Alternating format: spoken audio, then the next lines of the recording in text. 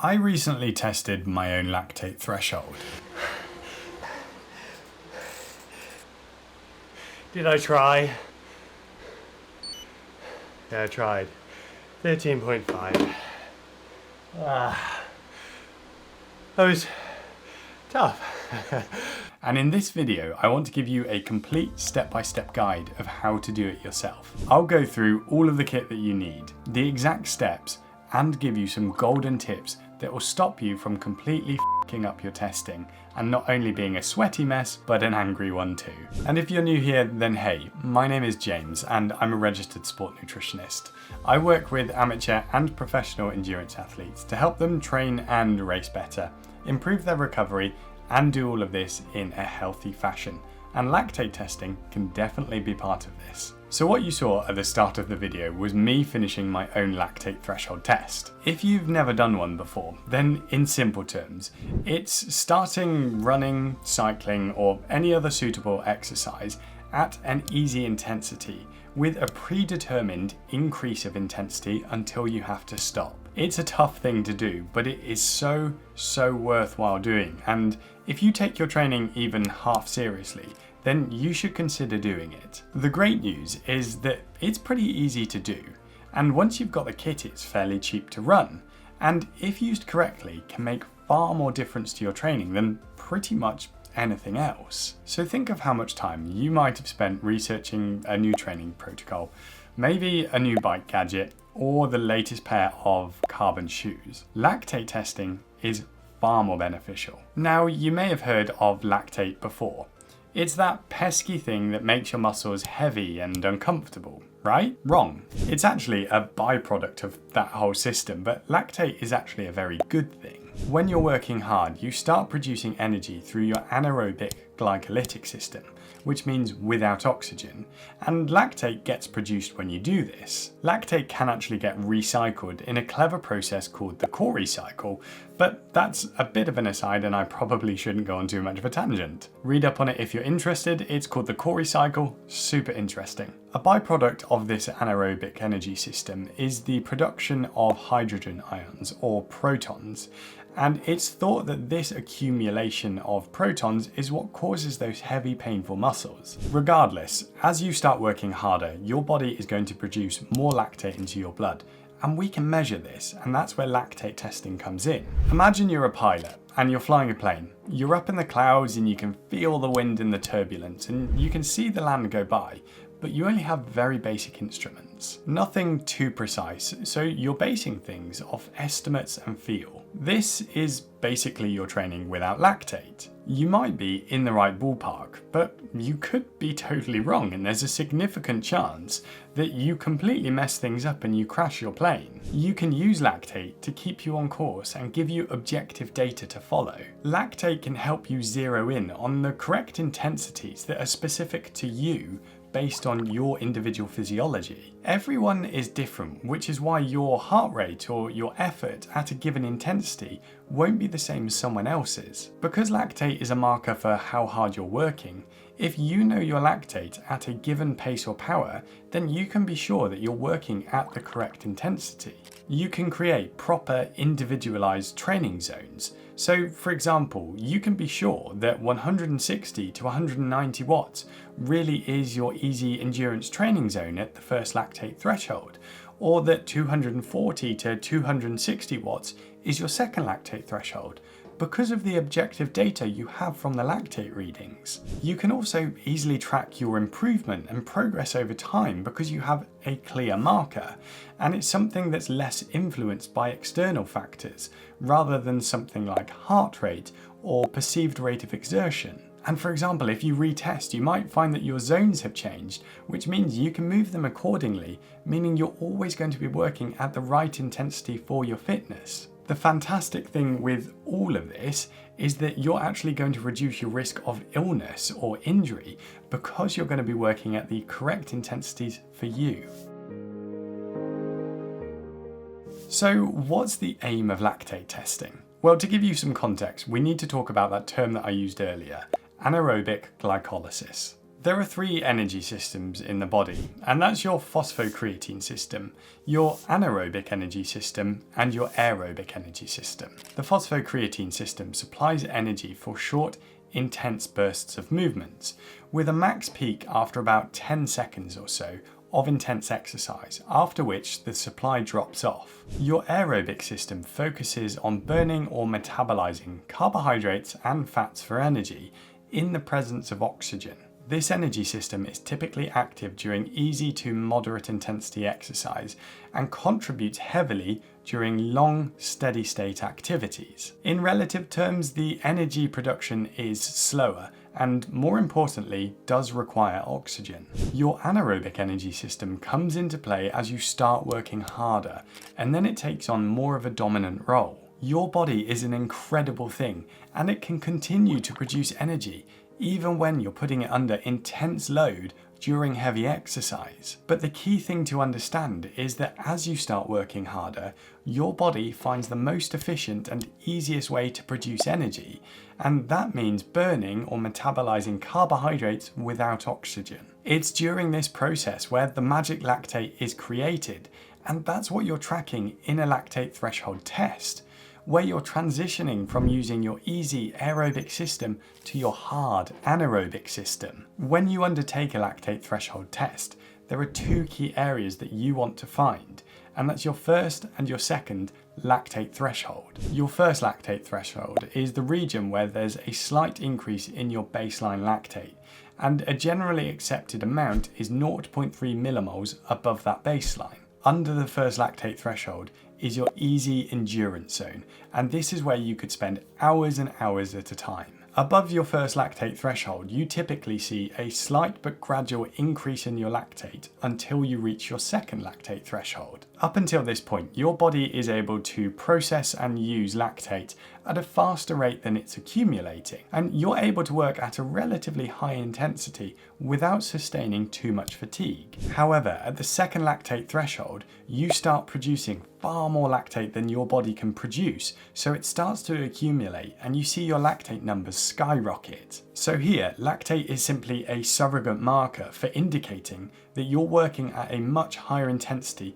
than you can sustain over any extended period of time. In practical terms, someone can exercise at or just above their second lactate threshold for anywhere between 30 to 60 minutes at max effort before they'll fatigue and have to slow down or stop. We're going to talk about this more later, but just think about the power of that. If you know where your second lactate threshold is, then you can completely hone in on the pace or power that you can sustain and then hold that in something like a race.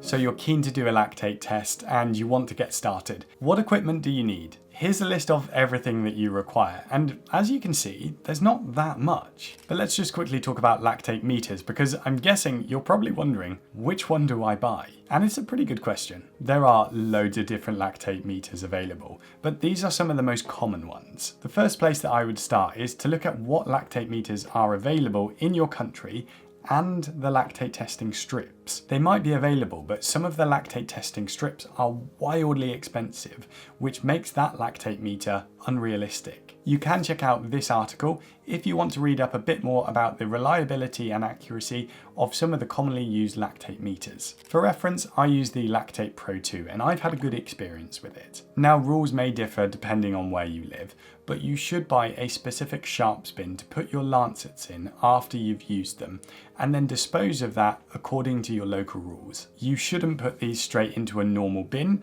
because of the risk of injuring others and the risk of transmission of bloodborne diseases. The rest of the kit is fairly self-explanatory, and we're going to talk about that as I'm going through the test, and for example, whether or not you actually need to use alcohol wipes. Now, one of the biggest bits of advice that I can give you is to prepare your kit in advance of your test. So work out how much you need and then give yourself extra as well. We're going to go through the actual test protocol in a moment so you can get an idea of how long it might take you. But I want to lay out all of the kit that I need with easy access to spares and make it as easily accessible as possible during the test to minimize the risk of mistakes. Okay, fantastic. So you've got your kit and you want to get started.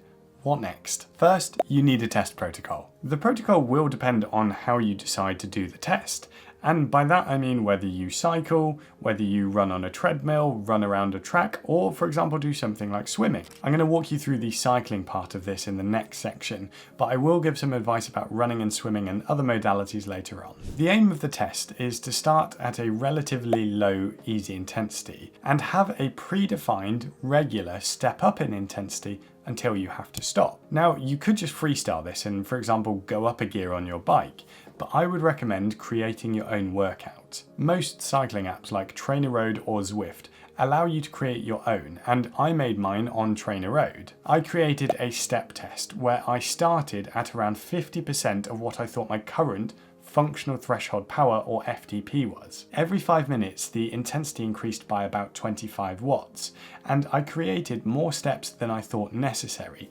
just in case my legs were amazing and took me farther than I thought. When you're doing the test, the idea is that you check your lactate every 4th minute of the step. That is, it's a 5-minute step, so after 4 minutes you start the process again of testing your lactate. So hopefully by the time the actual step increase has come, you've finished testing and can continue focusing on pedaling for the next 4 minutes. Now you know that the aim of this test is to get as far as possible, which basically means going as hard as you can for as long as you can. For this to work, you need to be in a well-fed state, and I would suggest having a carbohydrate-rich meal about 3 hours before you start the test. This should give enough time to fully digest and absorb the carbohydrates and not have them negatively impact your test in terms of having any gastrointestinal upset, but also not negatively affecting your readings. If you eat a carbohydrate-rich meal too close to the start of the test, then it can give you falsely high readings, so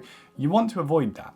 However, you do want a carbohydrate-rich meal beforehand. If you think about the physiology of this test and how it works, remember that you're going to be burning or metabolizing carbohydrates without oxygen to produce energy, so you need that big store of carbohydrates to get you as far as possible.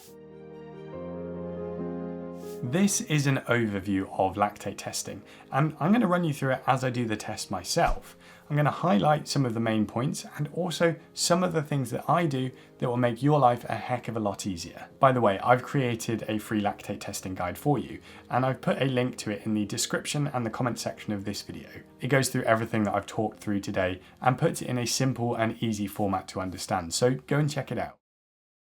Alright, so we're going to get started now with the walkthrough. And we're at the very beginning, which is the warm-up. This is super important because you're getting your muscles ready, but also finding a nice stable baseline to start your test from. I took a lactate reading before starting my warm-up, which was 1.4, and then I did 20 minutes of low-intensity cycling at about 40% of my predicted FTP. You don't want to skimp on this warm-up, so do make sure that you give yourself enough time to properly have a warm-up before starting your test. I took a second lactate reading after my 20 minutes warm-up, which was also 1.4, so no change at all, and I was happy enough that I was at a stable baseline. So I'd like to see a lactate reading of below 1.5 before starting your test. Now, it's not uncommon for that number to be elevated because you might be a bit stressed before the test, and if that's the case, then just keep warming up until it drops low enough. So on to the first proper step of the test, and I'm at 140 watts here, and it's 5 minutes of easy pedaling. I mentioned this in the previous section, but a huge tip here is to lay all of your kit out in advance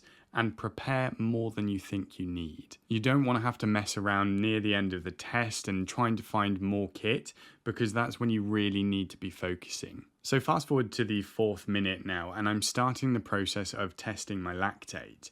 This reading was 1.3, which is a slight drop from my baseline, which is great, and that's pretty common. On to the next step with a little jump in power here to 159 watts, and I'm aiming for around 20 watts per change of step. Now, one of the things here which is worth talking about is whether or not to use alcohol wipes before each reading. Honestly, I don't think you need to if your technique is otherwise good, especially if you're doing it yourself, because it's just another thing to do. When you take a reading, you wipe away the first bit of blood and you don't touch your skin with the test strip. So I don't think it's really a huge issue. I will sometimes do it, and especially at the start if I feel that I'm more capable or if I'm going onto a new finger and I know I might have got it dirty, but otherwise I think technique is much more important. In my experience, if you're getting odd readings with your lactate, then it's more likely that you're contaminating them with touching your skin rather than not, for example, cleaning with an alcohol wipe. Next reading, my lactate was 1.3, so again level with my baseline. And we're on to the next step, which is 179 watts. Now on that last reading, you might have noticed that I didn't use a lancet. I basically just squeezed my finger and I was able to get blood from it again. And this is perfectly acceptable, especially in the early stages of the test when you're less sweaty and you're not working as hard. Next reading, my lactate is 1.3, so that's still just that baseline value and it hasn't changed. Next step, and we're up to 199 watts. One of the things which I personally find very helpful is to lap my Garmin at the 4th and 5th minute. It means I can properly cross-reference my readings later on, and it also means I can get an easy average of my heart rate in that final minute of each step for some extra data. Another thing that you'll notice is that I keep pedaling through the test apart from a very brief stop to actually do the check.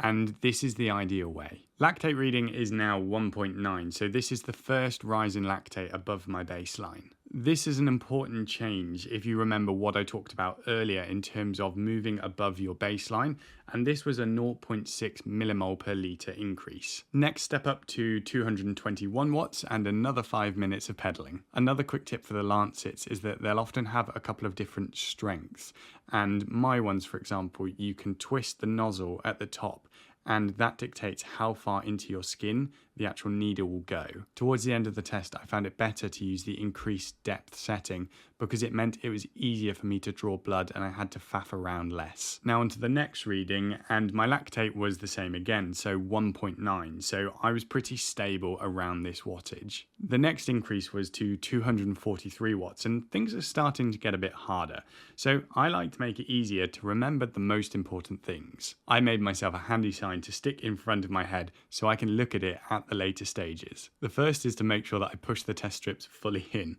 because this is important, because what I like to do is partially put them in advance of the 4th minute, so I just have to remember to make sure I do fully push it in before I get the reading, because otherwise you've wasted a strip once you've got blood on it. I have done that before and it's really irritating. The second is my reminder to lap the Garmin, just because it's so useful to look at later on. Thirdly is not to rush, and just to remind myself that it's okay to take things slowly and not feel that panic building up as you're trying to do the test. And lastly, don't be shit. It's fairly self-explanatory. So my next lactate reading is 3.6, which shows a clear jump. At this point, it's still very manageable, but it's getting tougher. The next step up is to 268 watts, and it's really time to just knuckle down and keep pedaling. For the last couple of times, I have been relancing my fingers because it got harder to draw the blood out of the old stabby wounds. This is normal, and to save messing things up towards the end where it's getting hard, it's a good idea to do it fresh each time. So the lactate reading now is 5.1, which is again another jump up, and I know I don't have all that much longer in me, and the grunts are coming out. Fucking hell. Step up here to 282 watts and another 5 minutes of pedaling. I know it's just a mental game of keep turning the pedals for as long as I can and not quitting early. Lactate reading at this point is 9.9, and then we jump up to 301 watts. I managed about 4 minutes at 301 watts before having to stop, and then I immediately tested my lactate again, which was 13.5, and that was me done. A tough old test, but great to do, and hopefully you can see that it's possible to do it yourself. That was tough. Really tough. Now, I used my bike for the test, but you can also swim or run or use other modalities like rowing. If you're running, then there are 2 options that you can use. The first is to run it on a treadmill, and there the setup is pretty similar to the bike, where you're aiming to start at around 50% of your expected threshold pace. But whatever modality you choose, it's worth practicing in advance of your test, and doing it in both endurance sessions as well as interval sessions. This is great because firstly, it means that you get to understand the routine and you practice it and get to know your kit. And secondly, it gives you an idea of what your lactate levels might be and more of an idea of where you might want to start your test. So let's say you're expecting your threshold pace during a running treadmill test to be around 12 kilometers per hour.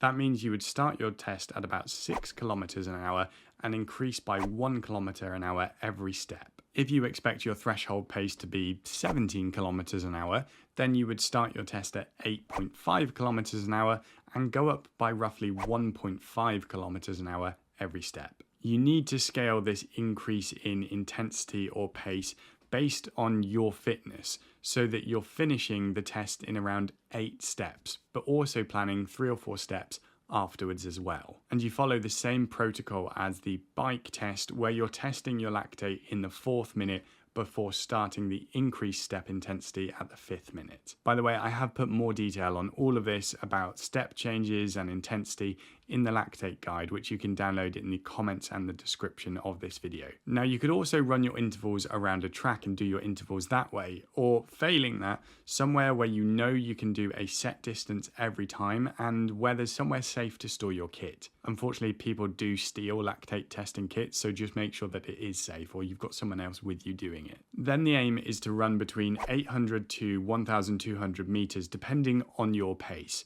so that it's equaling roughly 5 minutes of work. At that point, you would stop to then take your lactate sample before heading off again. If you're running outside, then I tend to suggest going off heart rate rather than pace and starting around 90 beats per minute lower than your maximum heart rate value. So let's say your maximum heart rate is 190 beats per minute. By the end of the first interval of your test, your max heart rate should be around 100, so it should be really nice and easy. For reference, my heart rate at that first interval point was 103 beats per minute. Then the aim is to increase your max heart rate by the end of the interval by about 10 beats per minute. So 110, 120, 130 until failure. If you're swimming, then you'll need a helper. Your earlobe is the best place to take it from, and it's also the safest and cleanest in terms of it not bleeding or reducing how much it bleeds into the pool. You'll need to make sure that you thoroughly dry your earlobe each time before taking the sample. You're going to need to calculate the distance that you have to swim in each interval to hit those 5 minutes of work. And this will just totally vary depending on your pace and the length of the pool. But you might not be able to get it bang on each time, and that's okay as long as you're getting close. So there you have it, a rundown of lactate testing and a guide on how you can do it yourself. So the next step is to interpret your lactate results and make them applicable to your training to really get the most out of them. I'm going to do a full video on this for you, so if you're watching this and I've already uploaded it, then you can watch it here.